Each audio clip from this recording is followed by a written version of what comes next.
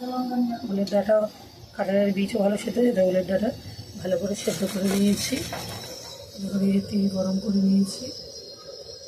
তেলের মধ্যে কালি জিরে দিয়ে দেবো। বাবা, কালি জিরে ফেটে তো পুরো ইয়ে হয়ে যাবে।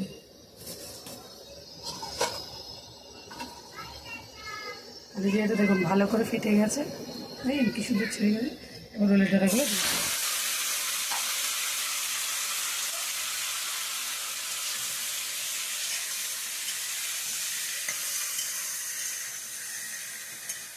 মাম, ওটা মুখ দেয় না, ঘরে আসো।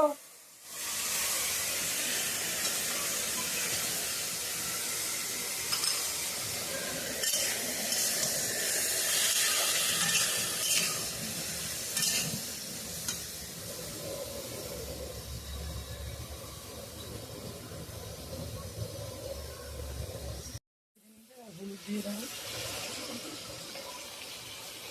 এর মধ্যে সামান্য একটু নুন দেবো, যেহেতু ওটাই নুন দিয়ে ভেজে শুকিয়ে দেবো।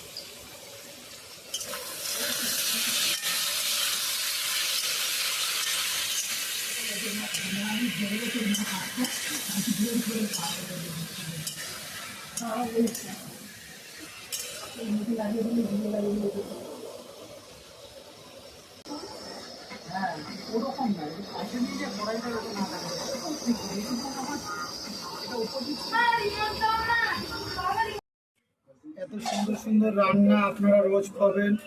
ধনে পাতা দিয়ে গার্নিশ করা হয়েছে পুরো।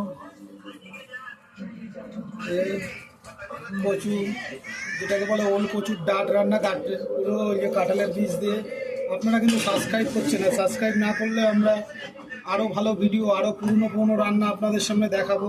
পুরো বাঙালি রান্না, আর খেতে যা লাগবে।